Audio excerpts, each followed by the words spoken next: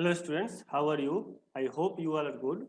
So in this lecture, we are going to start a new method of analysis, that is matrix method of analysis, right? So initially we have studied slope deflection method, moment distribution method, Caney's method. So why this method is required? Why we need to go for this matrix method of analysis? Okay, so we will talk about this first, why this method is required.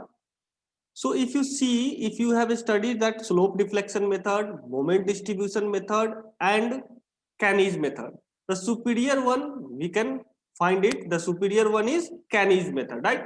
So if you go for the analysis of any structure, indeterminate structures by Caney's method, the calculation is so much clumsy.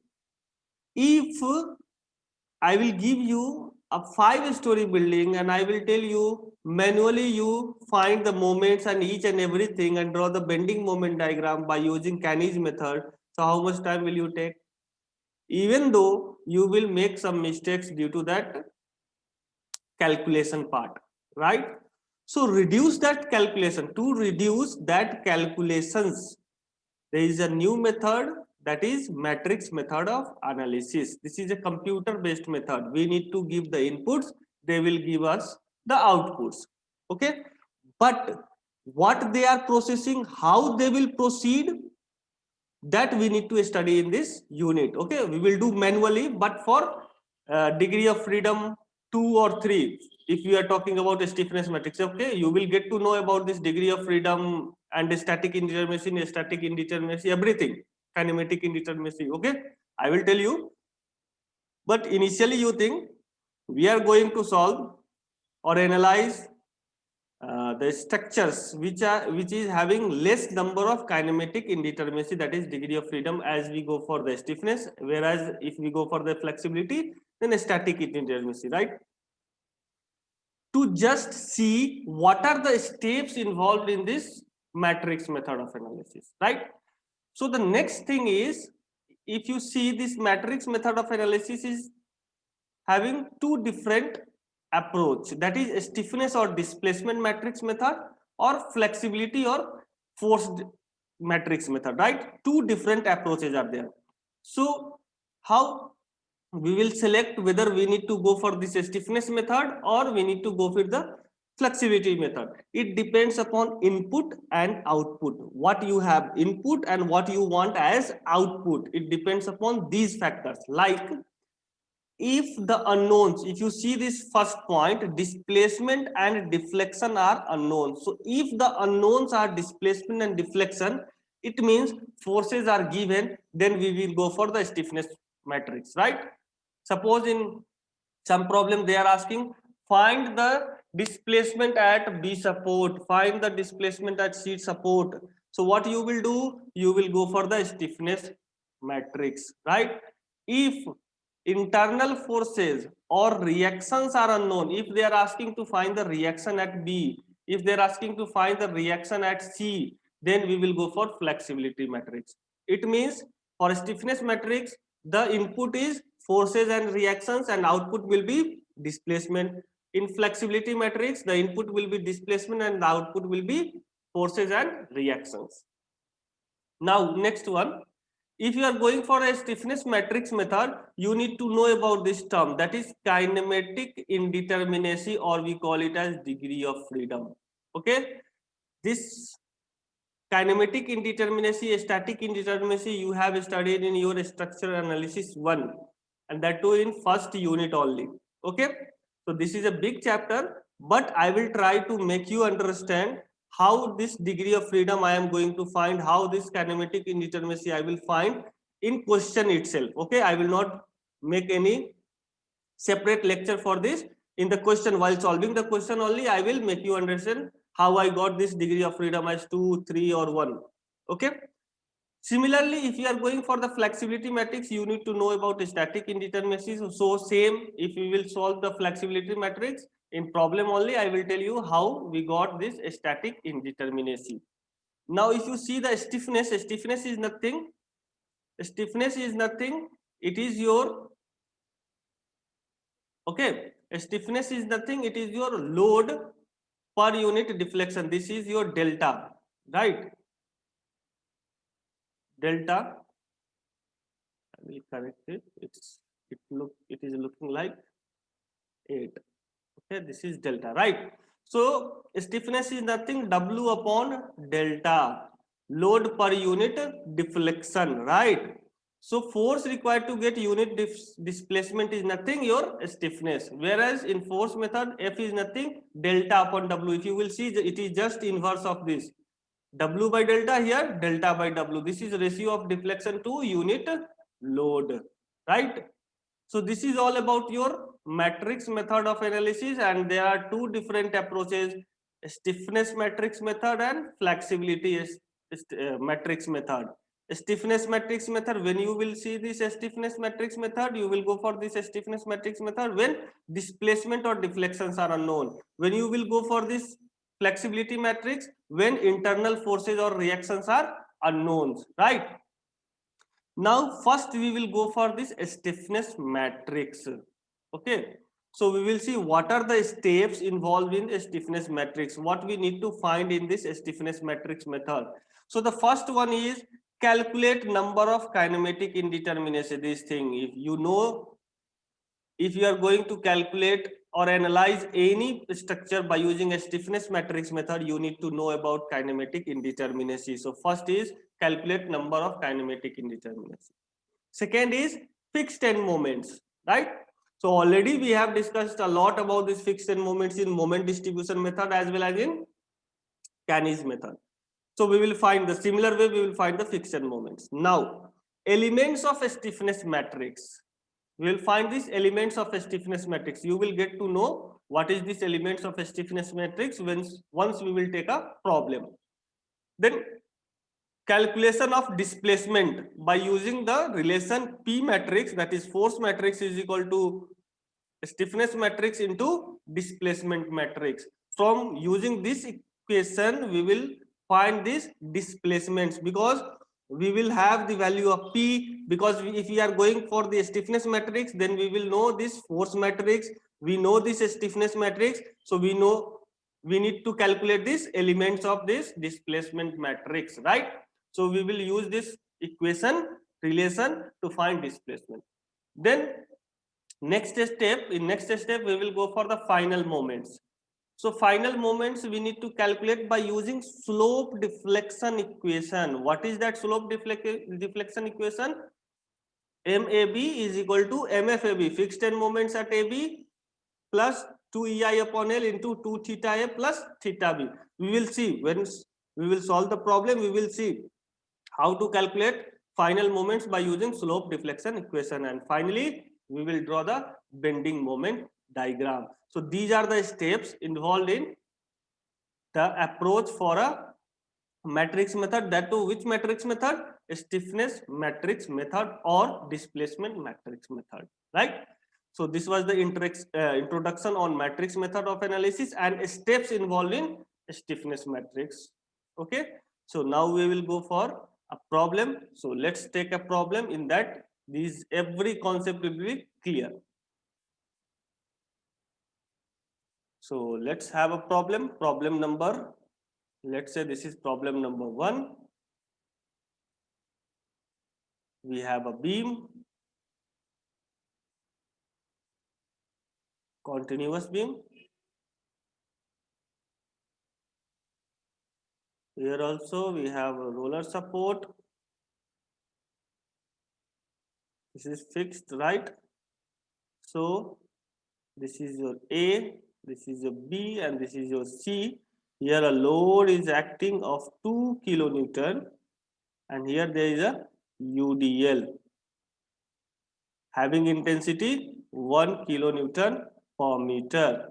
Here the span is 4 meter. Here also the span is 4 meter, and the load is acting at a distance of 2 meter from A. So at B, from B also it is of at distance of 2 meter, right? Now we need to analyze this beam by using stiffness matrix method, right? So first step, we'll go for the step number 1. What is our first step? First step is to find the kinematic indeterminacy of this beam or degree of freedom. So in step 1, there are two independent rotations at A and B. Means there are two independent rotations, one at A and another at B, right? Therefore, degree of freedom or kinematic indeterminacy of this beam is 2. Okay, so we got the first thing, that is degree of freedom or kinematic indeterminacy value as 2. Now we will see what is this kinematic indeterminacy. I will make you understand what is this kinematic indeterminacy or degree of freedom. So let's take an example. Okay, I'm just giving an example, basic example, then I will come to a technical part, right? So suppose you are at your home. This is your home, right? And you are alone, home alone. Okay, so you are alone at your home. So what will be your degree of freedom? Degree of freedom means if you want to watch movie, you can watch the movie, right? If you want to watch YouTube, you can watch YouTube. If you want to watch web series, you can watch web series. If you want to eat, you can eat. If you want to play, you can play. If you want to go for these social media sites like Instagram, Facebook, or whatever you want to use, you can use, because no one is there to restrict you. Remember the thing, no one is there to restrict you. If someone will be there, like your father, he will say, hey, don't use your mobile. So this using of mobile is restricted. But now you are alone, so your degree of freedom is infinity. You can do whatever you want. So here your degree of freedom will be infinity. Now in next case, let's suppose you are here and your father is sitting beside you, and in front of you, your mother is also sitting. Now what will be your degree of freedom in this case? Yeah, I know some of you might be frank with your father, mother. Okay, so you might move in some direction, means you can do some related social media activities or anything in front of your father. Also you can watch TV also in front of your father, you can watch YouTube also in front of your father, some of them. But if I take my example, my degree of freedom in this case will be 0. Okay, my if my father is sitting beside me, then my degree of freedom will be 0. I can do nothing. If you will say, go and bring a glass of water, I will go, bring a glass of water and will give him to. Okay. So my degree of freedom will be 0. I cannot use my mobile. I cannot use TV. I cannot use YouTube, anything. So in this case, my degree of freedom is 0, because I am being restricted from all directions. You cannot go out. You cannot play. You cannot talk on mobile. You cannot use your mobile. Okay. So in every direction I am being restricted, so my degree of freedom will be 0. So by this you might have understood what is this degree of freedom, or we call it as kinematic indeterminacy.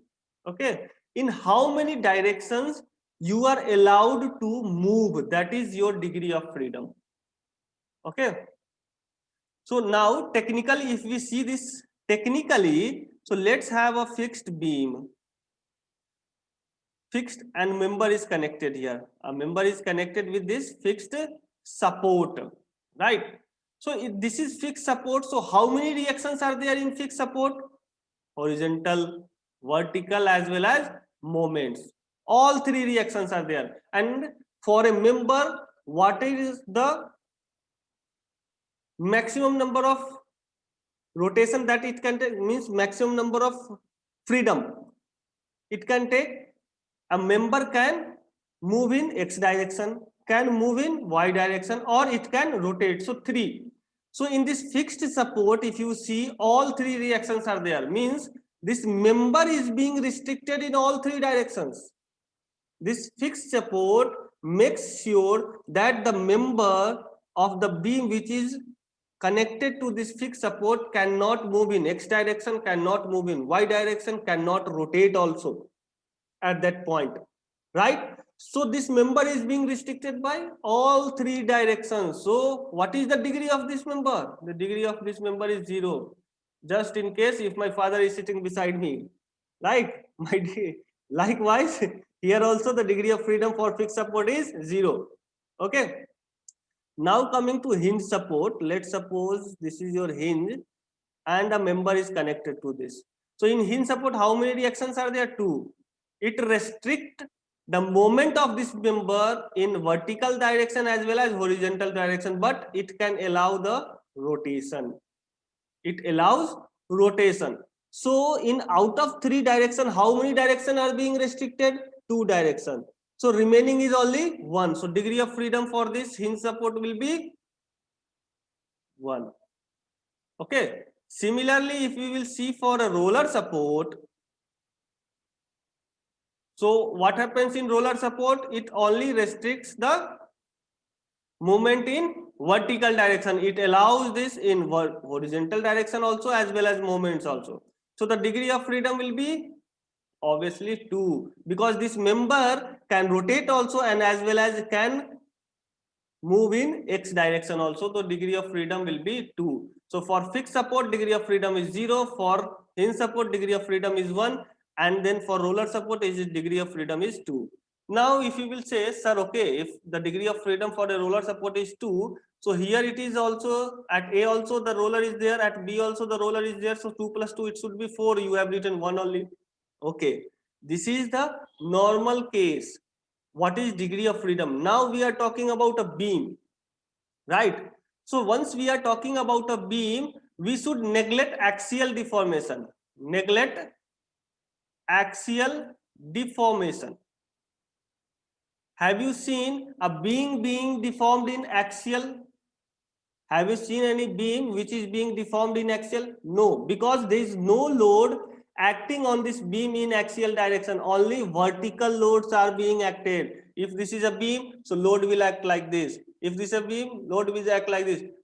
Have you ever seen if this is a beam, then we are giving this load? No, there is no axial deformation in the beam. Means there will be no force in the x direction. So we can cancel it, we can neglect it. Only 2 directions we will see, vertical direction and rotation for a beam. Okay, so for example, I will give you one more example if you want. This is a beam, right? In this beam, axial deformation will be not there, right? So why we will consider that? In practically, if you will see, if you don't have the visa, how will you go to US? So similarly, if he is not being axially deformed, why we will take the x direction? Okay, so we will cancel all the x direction from here also, from here also, and from here also. So here, from here also, if you will cancel, so out of 2 rotations, both are being out of 2 direction, movements in 2 direction, both are being restricted. So fixed of the degree of freedom will be 0 only. Here also, if you will see, out of 2 means vertical and moments, vertical is being restricted, so only moment is allowed, so degree of freedom is 1. We are not considering now this x, because this x force will give the axial deformation which is not possible in the beam. Here this is vertical, this is horizontal, and this is moment. So we will cancel out this horizontal. So out of these 2, how many direction are being restricted? Only vertical is restricted, so the allowed is only this moment. So for this also, degree of freedom will become 1, but when? After neglecting axial deformation. So we will use the degree of freedom in this case while analyzing any beam by using stiffness matrix method. We will take the degree of freedom after axial deformation. We will not take the actual degree of freedom. We will take the degree of freedom in x after neglecting axial deformation, right? Suppose in a room, suppose you are in your bedroom, right? In that bedroom, only one gate is there, right? But in that bedroom, all the directions are free. You can move to that direction also, this direction also, that direction also. But if you will move to that direction, will you be out from your bedroom? No, there is a wall, right? There is also a wall. There is also a wall. Only in direction. In this direction, if you will move, then you will get out of your bedroom. So in what directions the beam can deflect in x direction as well as it can rotate. It can deflect in x direction as well as it can rotate. So only two directions. So why we will take this x? So we should neglect that x direction. We will neglect the axial deformation.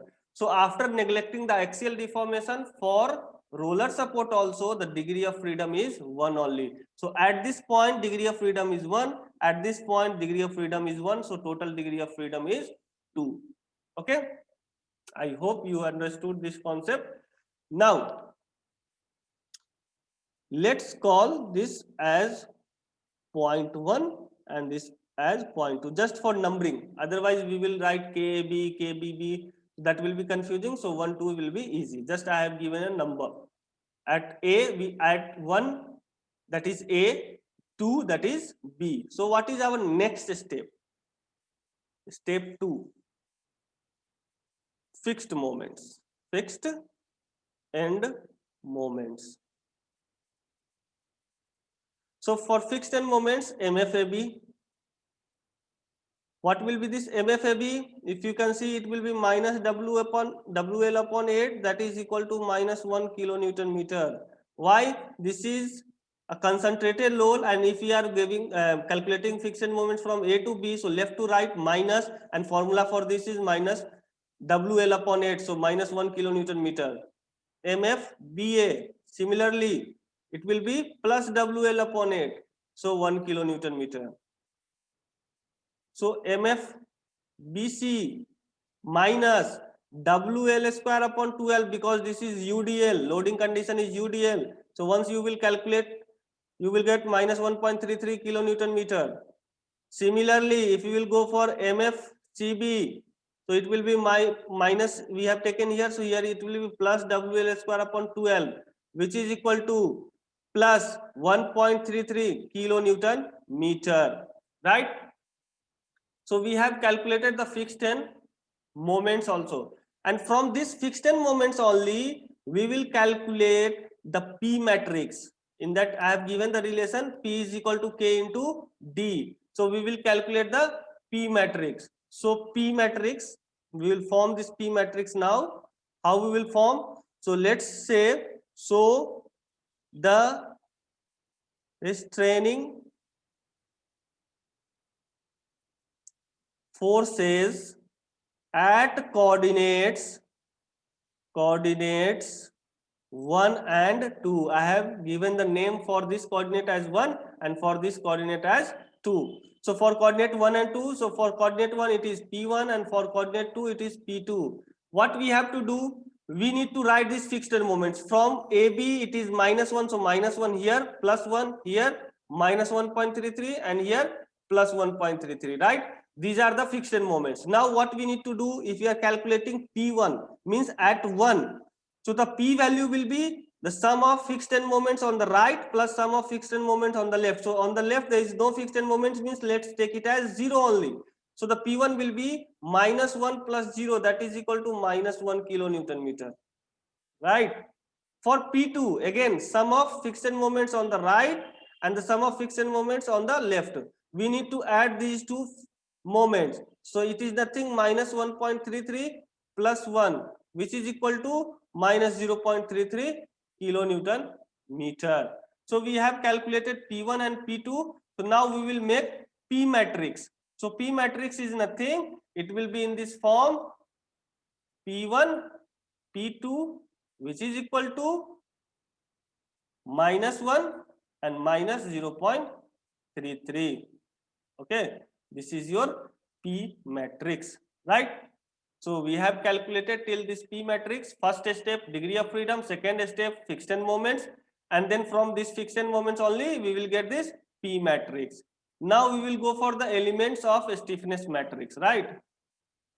Say this method is very easy. Only if you know the steps, And if you know what to do in that steps, it's really very easy. Okay. So the next step will be your elements of stiffness matrix. How do we calculate the elements for a stiffness matrix, and what is that stiffness matrix? How we will form that stiffness matrix? So we are going to see in this step number 3. Okay. So let's see step 3.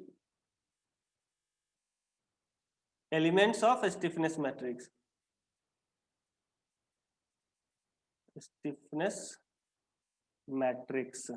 Okay. If you are going to find the elements of a stiffness matrix, we have two coordinates, 1 and 2. So we need to apply the unit rotation one by one. Means once we will give the unit rotation at 1 and another time we will give the unit rotation at 2. So let's say applying unit rotation at 1, that is your A. So from here we will get two values, that is K11, K12. I will let you know what is this K11 and K12. First let me make this. This is your 1 and this is your 2. Now you are giving the unit rotation at this point. So what will happen? It will deflect like this, right? So it will deflect like this. This is 1, this is 2. Where you have given the unit rotation at 1. So the stiffness, we will get two stiffness at 1 and at 2. But the unit rotation you have given as 1. So we will write K1 and K2. Sorry, K1 and K1 again. Because we have given the unit rotation at 1. So we will write K1, K1 means stiffness when unit rotation is at 1. And we are going to find a stiffness at 1 only. So we are going to find the stiffness at 1 when unit rotation is at 1. We are going to calculate a stiffness at 2 when unit rotation is at 1. So if we are giving the unit rotation at 1, so at this point the stiffness value will be 4 EI upon L. Where you are giving the unit rotation, there you will get the 4 EI upon L stiffness value, and on the other side you will get 2 EI upon L. Here you will get 4 EI upon L. Why? Because you are giving the unit rotation at 1. And if you are calculating the unit rotation, if you are giving the unit rotation at 1 and calculating the stiffness value at 1, then it is 4 EI upon L. So K11 is nothing, 4 EI upon L. If you are giving the unit rotation at 1 and calculating a stiffness at 2, so it will be 2 EI upon L. So it is 2 EI upon L. So we will write here 4 EI upon L and here 2 EI upon L. Right. Now 4 EI upon L, if you will solve it, the length is 4, so it will be EI, and here you will get EI by 2. Okay. Now again we will apply unit rotation at 2, that is B. So from here what we will get? K21 and K22. So let's give the unit rotation at B. So this is your B, this is A, and this is C, let's say. If you are giving the unit rotation at B, what will happen? It will deflect like this, BC, and AB will be like this. You will say, how, sir? So if you can see here, I am giving unit rotation at B. See, where is B? I am holding this at the center, B. So I am giving the unit rotation. So when see, I am giving the unit rotation, see, this side is going down and another side is going up.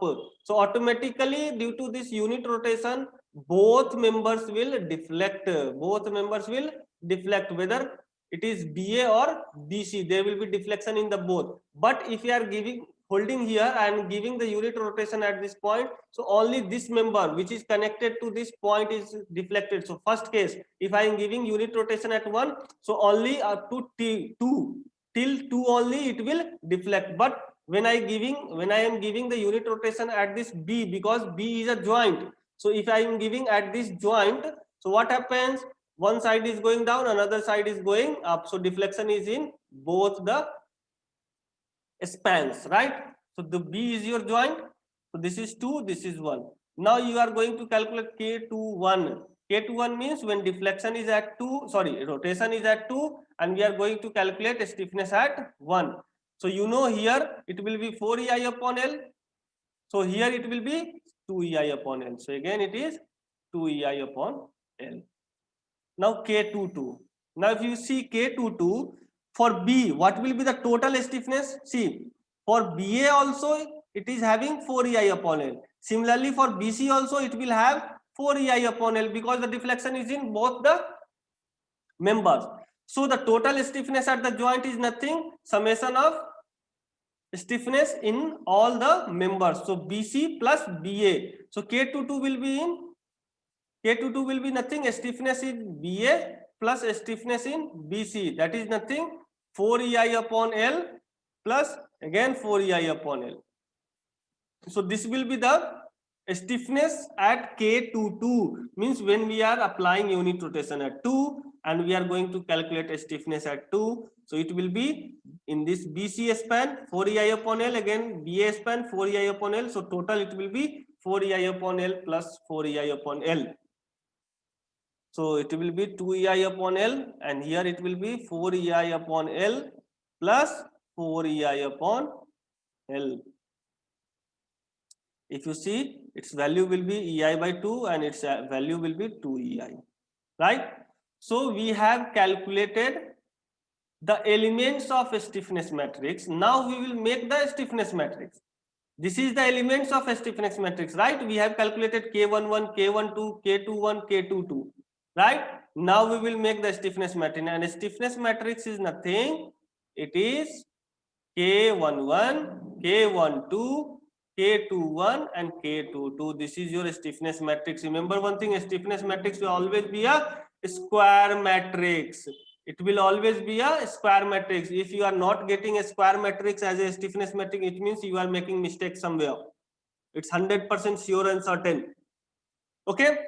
And a square matrix means whether it is 2 by 2, 3 by 3, 4 by 4, what will decide that? This will be according to the degree of freedom. How many degree of freedom in this question? 2. So the matrix will be 2 by 2. If the degree of freedom will be 3, the matrix will be 3 by 3. If the degree of freedom will be 4, the matrix will be by 4 by 4. Okay. So here K matrix is nothing.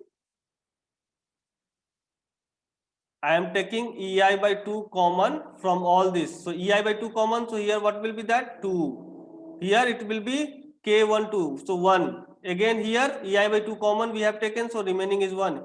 Here EI by 2 we have taken common. So 4. So this is your stiffness matrix. We have calculated this stiffness matrix. So now we have P matrix, right? We have a stiffness matrix. So we can calculate this displacement matrix. So the next step is calculation of displacement.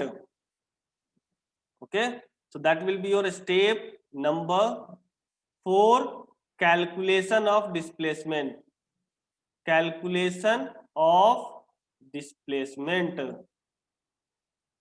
right? So calculation of displacement by using this P is equal to K into del D, displacement matrix. What is your P matrix here? P matrix is -1 minus 0.33, which is equal to K. K is nothing, EI by 2 into 2 1 1 4 into D. D is nothing, D1 D2. How many displacements are allowed? At 1, A and B, 1 1 displacement. So D1 is nothing at A and D2 is nothing at B. So make a equation from this. So once you will make the equation from this, you will get the D1 D2 value. So I am making that equation. C, this is equal to, right? So E by 2 here common. So let's take E by 2 as common only. From here 2 into D1, I am multiplying these two matrices. Okay, so 2 into D1 plus 1 into D2. So D2 will be equal to, if you compare it with this, on the left side it is -1. So -1.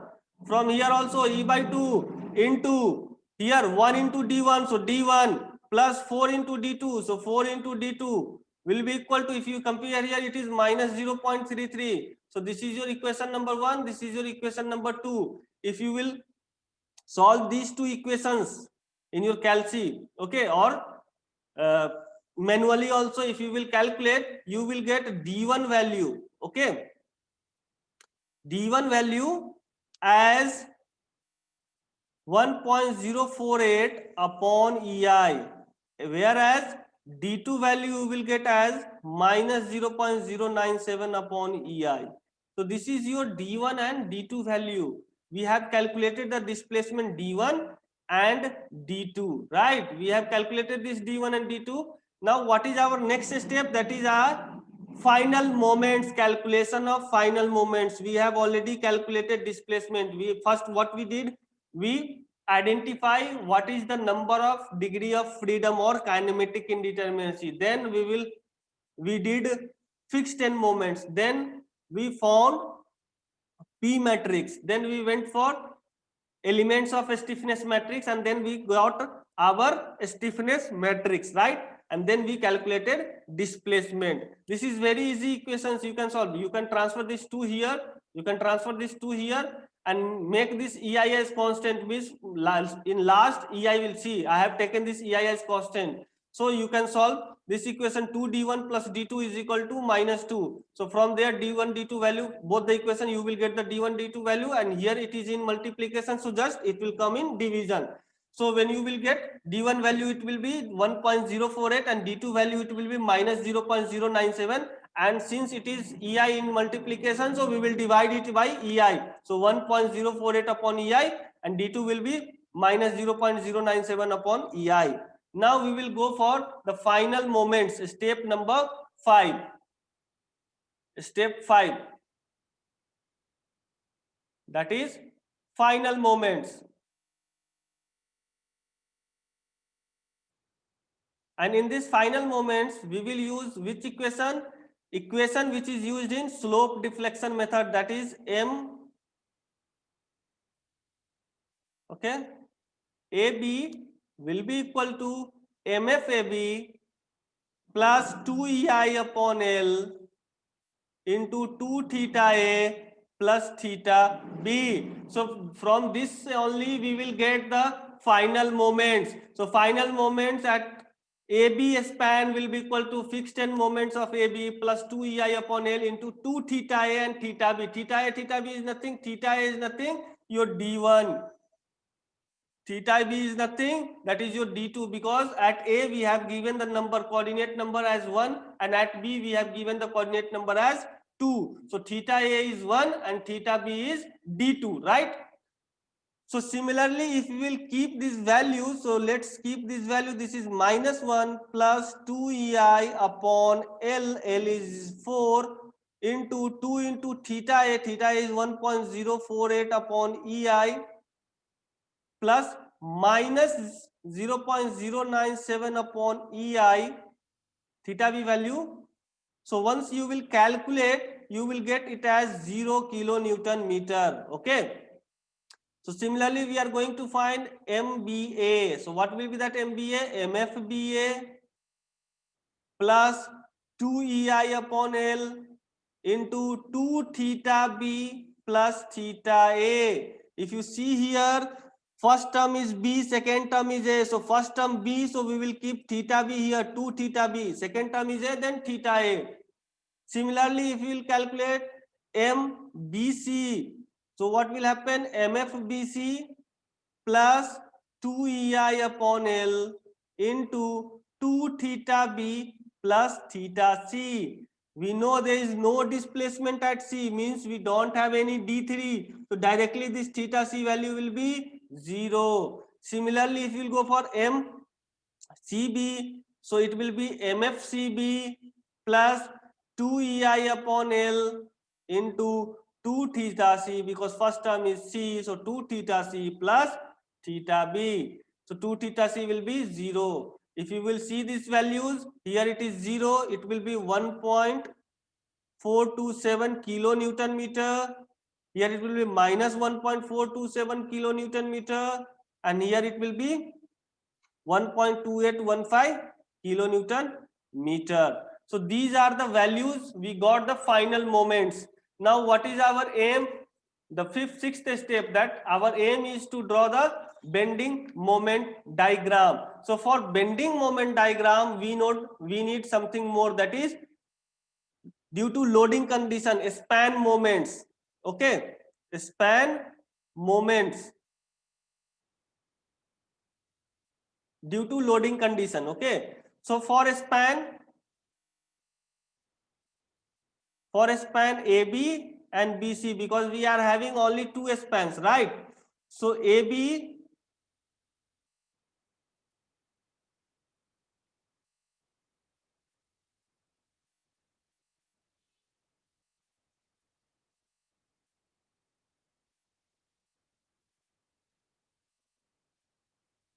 okay, this is your beam. For reference, I have drawn this beam. This is your beam. So for AB, if you will see this is A, B and C. For AB span, the loading condition is concentrated loading acting at mid span. So what will be the bending moment for that? The formula for that is WL upon 4. Once you will calculate, put these all value, you will get 2 kilonewton meter.